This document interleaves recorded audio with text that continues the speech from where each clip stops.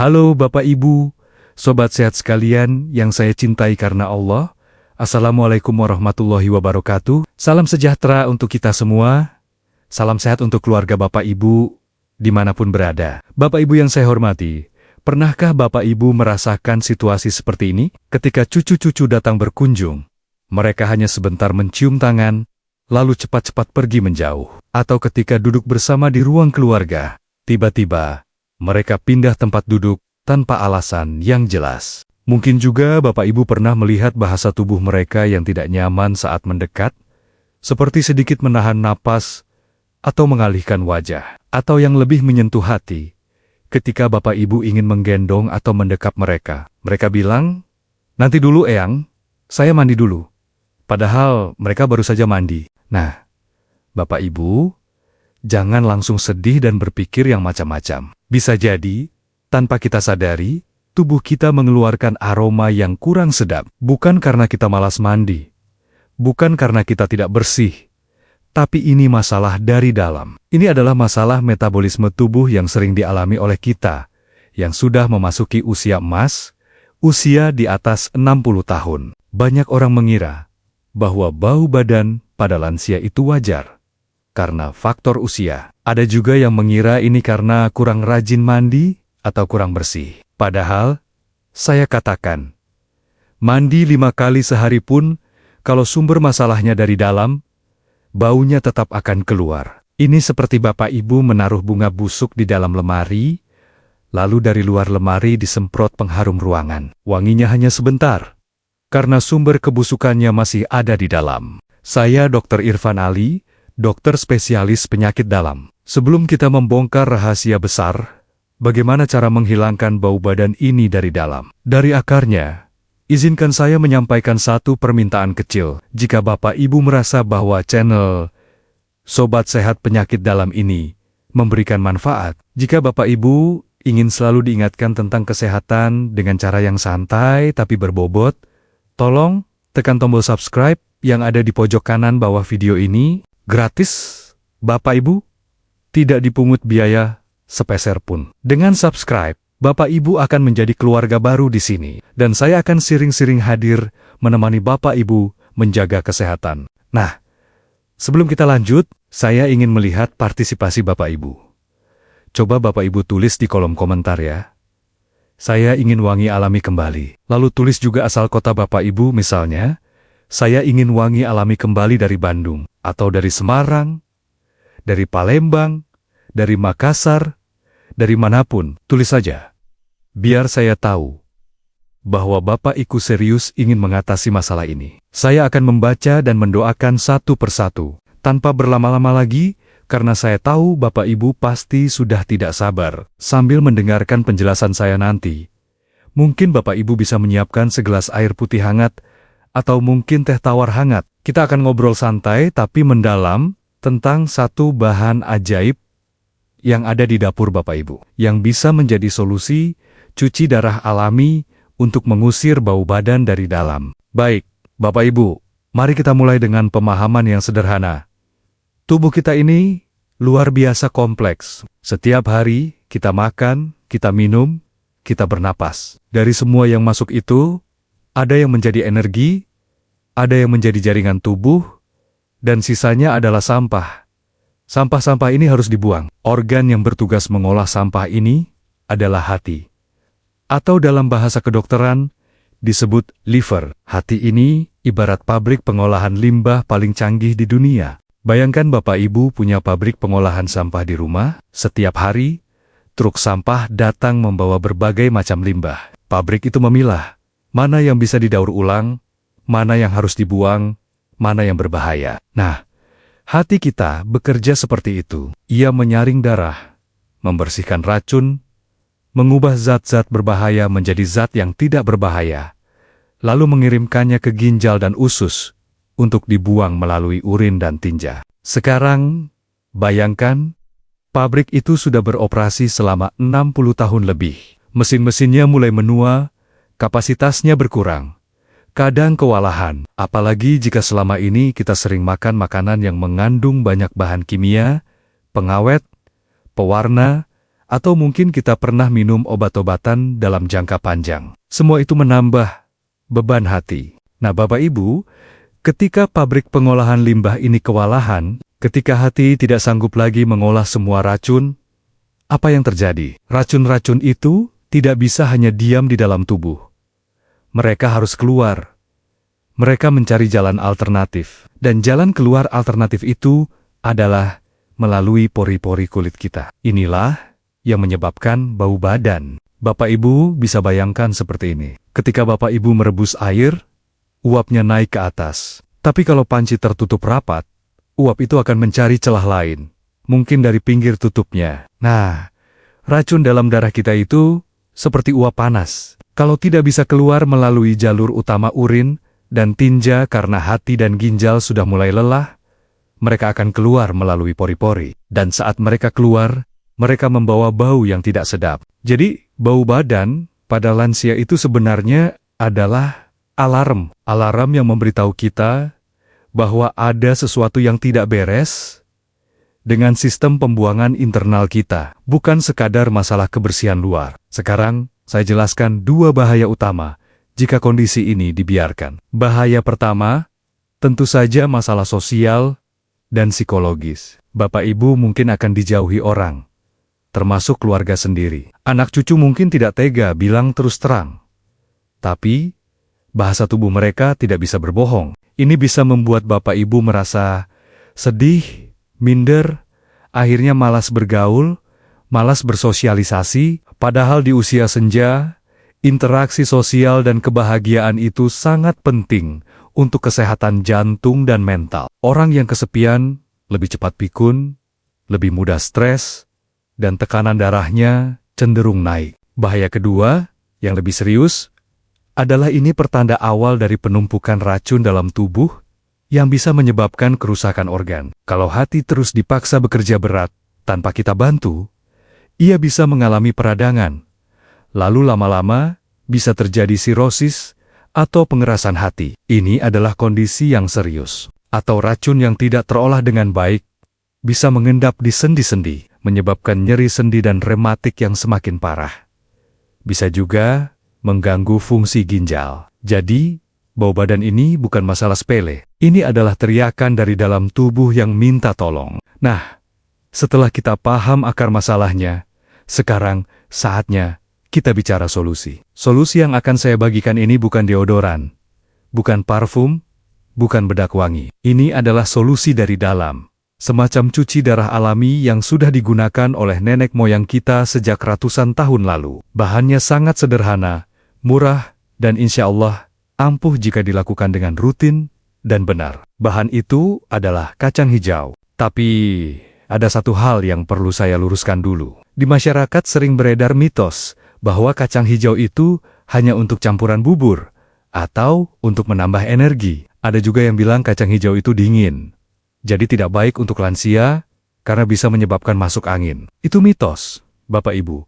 Kacang hijau, terutama air rendamannya, memiliki khasiat luar biasa untuk membantu hati bekerja. Ia mengandung antioksidan, vitamin B kompleks, dan zat-zat yang membantu proses detoksifikasi alami tubuh. Mitos lainnya, ada yang bilang bahwa minum air rendaman kacang hijau itu sama saja dengan minum air kotor. Padahal, justru air rendaman itulah yang paling berkhasiat. Saat kacang hijau direndam, ia mengeluarkan enzim-enzim dan zat-zat aktif yang larut dalam air. Ini adalah saripati kacang hijau yang paling mudah diserap tubuh. Sekarang, saya akan pandu Bapak Ibu langkah demi langkah, detail dan rinci, cara membuat ramuan ajaib ini. Silakan siapkan catatan kecil kalau perlu. Pertama, siapkan bahan utamanya. Kita butuh kacang hijau mentah.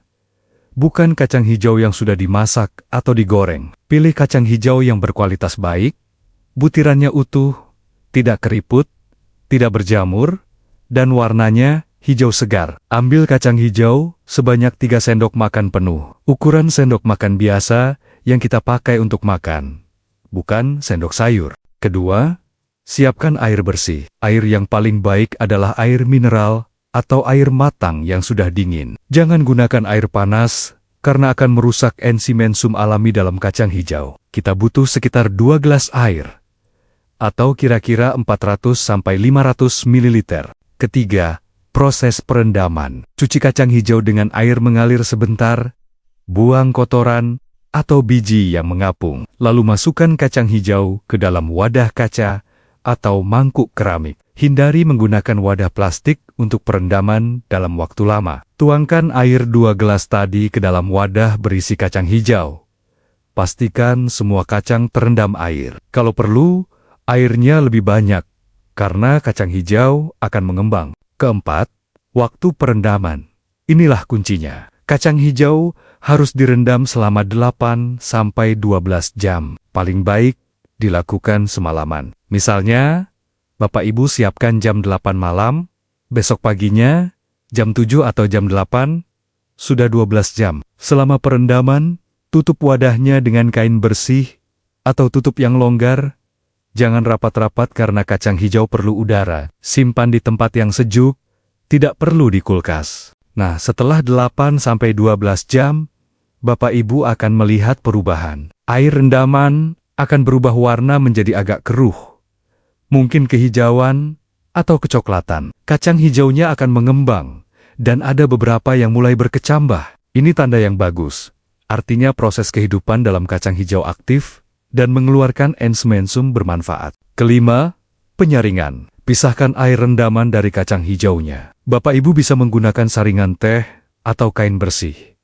Tampung air rendaman ini dalam gelas atau teko. Inilah yang akan kita minum.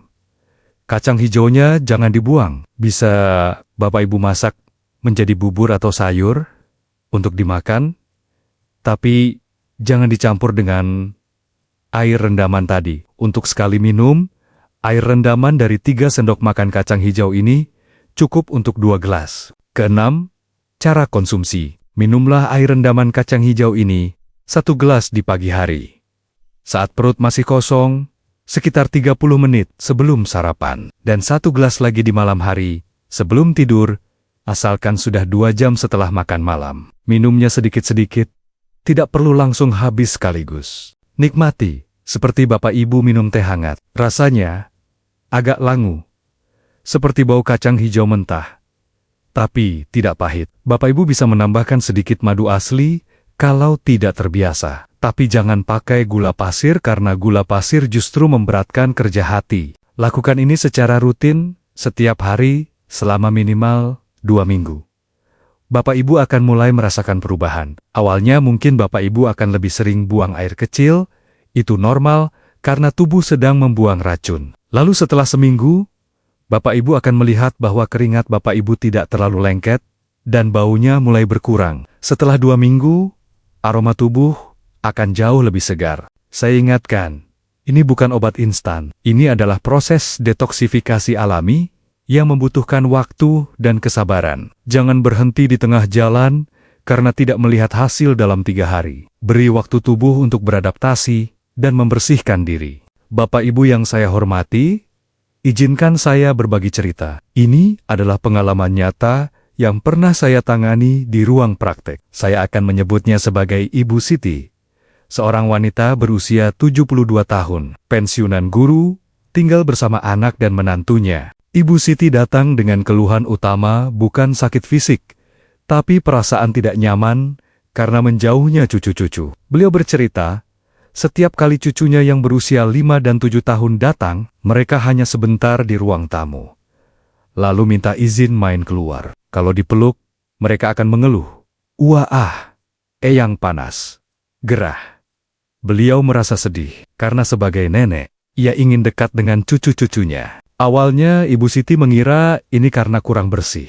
Beliau jadi mandi 3 kali sehari, pakai sabun wangi, bahkan kadang pakai bedak berulang kali. Tapi tetap saja, aroma kurang sedap itu masih tercium, terutama saat beliau berkeringat. Beliau juga sering merasa gatal-gatal di punggung, dan kulitnya terasa lengket, meskipun baru mandi. Setelah saya periksa dan tanya riwayatnya, saya temukan beberapa hal. Ibu Siti memiliki kebiasaan makan makanan olahan, suka beli lauk pauk yang digoreng di pinggir jalan, dan suka makanan manis. Beliau juga memiliki riwayat hipertensi, dan rutin minum obat. Hati beliau bekerja ekstra keras, mengolah obat-obatan itu setiap hari. Kesalahan fatal Ibu Siti adalah fokus pada luarnya saja, tapi mengabaikan dalamnya. Beliau sibuk membersihkan badan luar, tapi lupa bahwa sumber masalah ada di dalam darah. Beliau juga tidak pernah berpikir untuk membantu hati dan ginjalnya bekerja lebih ringan. Saya kemudian menyarankan Ibu Siti untuk melakukan detoksifikasi sederhana dengan air rendaman kacang hijau, sekaligus mulai mengurangi makanan berminyak dan olahan. Saya minta beliau minum air rendaman itu rutin setiap pagi dan malam. Awalnya beliau ragu. Katanya, "Dok, ini ampuh nggak sih? Saya sudah coba berbagai deodoran mahal, spray, bedak. Nggak ada yang berhasil."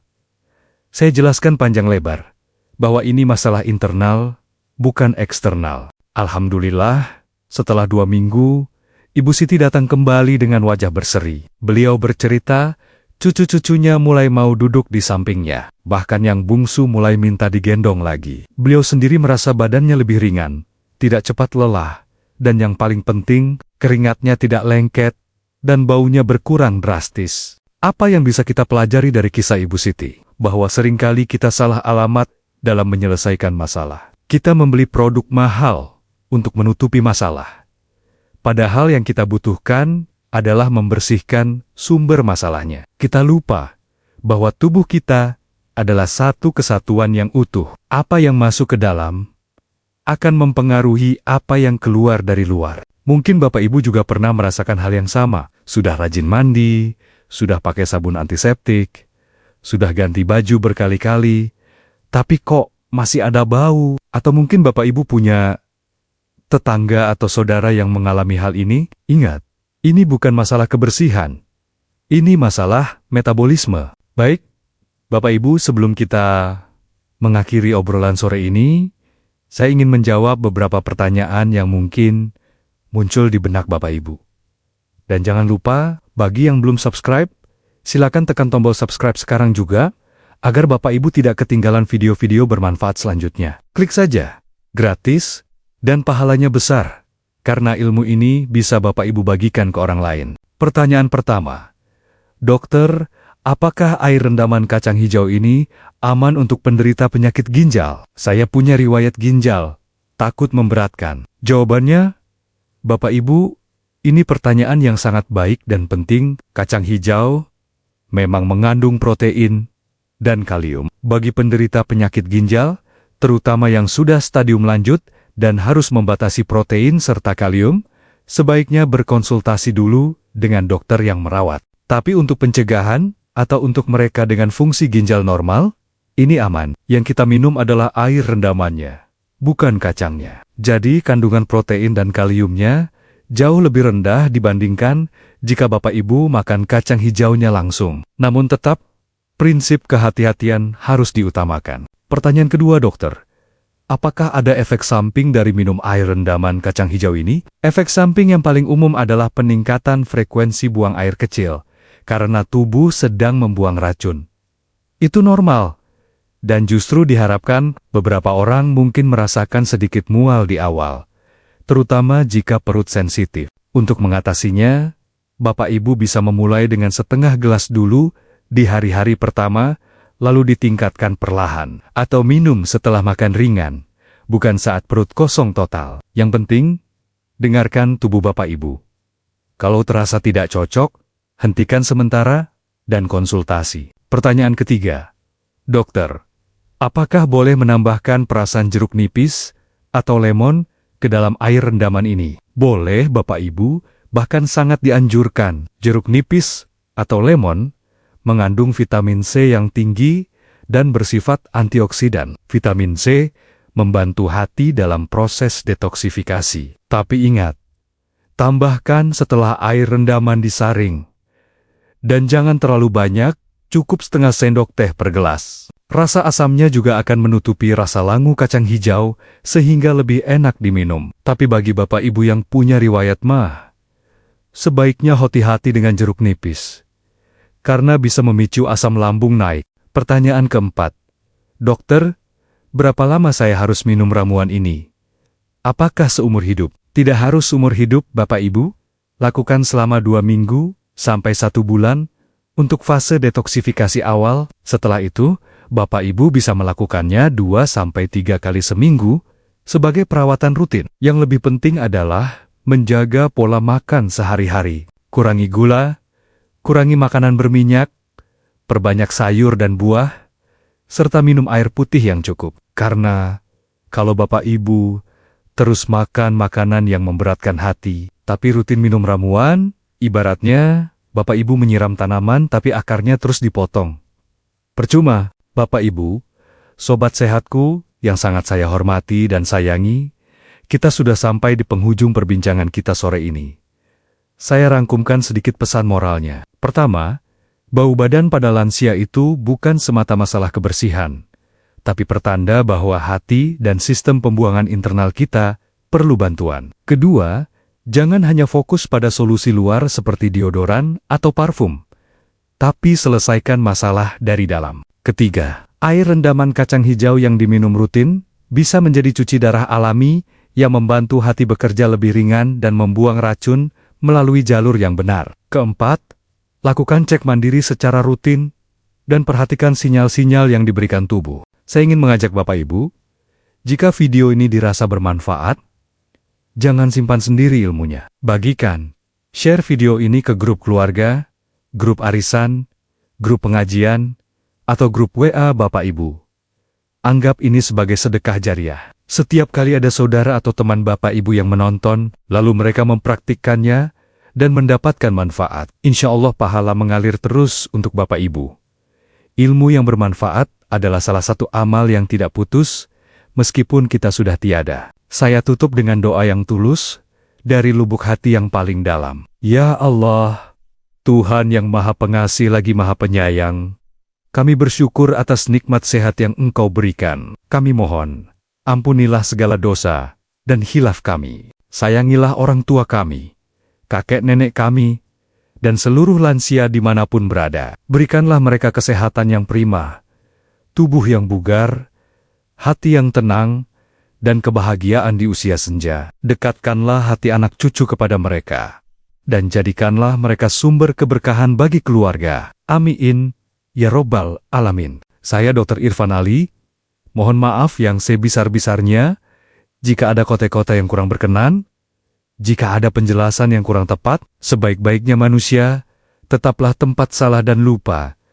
Dan kebenaran mutlak hanya milik Allah Subhanahu wa Ta'ala. Sampai jumpa di video Sobat Sehat Penyakit dalam selanjutnya, dengan topik-topik menarik lainnya. Tetap semangat, tetap sehat, dan jangan lupa bahagia. Wassalamualaikum warahmatullahi wabarakatuh. Salam hangat selalu dari saya untuk Bapak Ibu di rumah.